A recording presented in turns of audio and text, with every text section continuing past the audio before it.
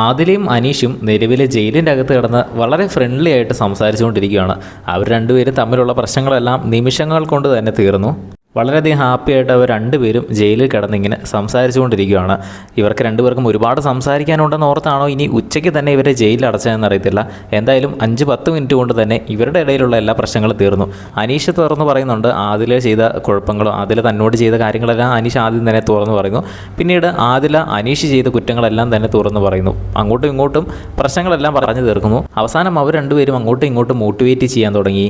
Family റൗണ്ടിൽ ആദിലയുടെ family വരട്ടെ, ഒരു സൈഡിൽ നൂറയുടെ ഫാമിലിയും ഒരു സൈഡിൽ ആദിലയുടെ ഫാമിലിയും കൈ പിടിച്ച് ഇങ്ങനെ ഒരുമിച്ച് ബിഗ് ബോസ് വീട്ടിലേക്ക് കയറി വരട്ടെ എന്ന് ഞാനും ആഗ്രഹിക്കുന്നു എന്നൊക്കെ അനീഷ് ആദിലയുടെ അടുത്ത് പറയുന്നു. അതൊക്കെ കേൾക്കുമ്പോൾ ആദിലയ്ക്ക് സത്യം പറഞ്ഞാൽ വളരെയധികം സന്തോഷമാകുന്നുണ്ട്. ആദിലയുടെയും ഒരു ഡ്രീം മൊമെൻറ്റ് തന്നെയാണത്.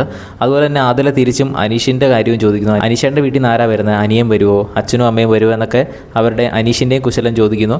എന്തായാലും അവർ തമ്മിൽ ഇപ്പോൾ വളരെ ഫ്രണ്ട്ലി ആയിട്ടുള്ള ടോക്കാണ് ഇപ്പോൾ ആ ജയിലിൻ്റെ അകത്ത്. എന്തായാലും ഇത്ര പെട്ടെന്ന് ഇവർ ഒന്നിക്കുമെന്ന് വിചാരിച്ചില്ല. ബിഗ് ബോസിൻ്റെ കൂടുതൽ ലൈവ് അപ്ഡേറ്റ്സുമായിട്ട് വീണ്ടും വരാം.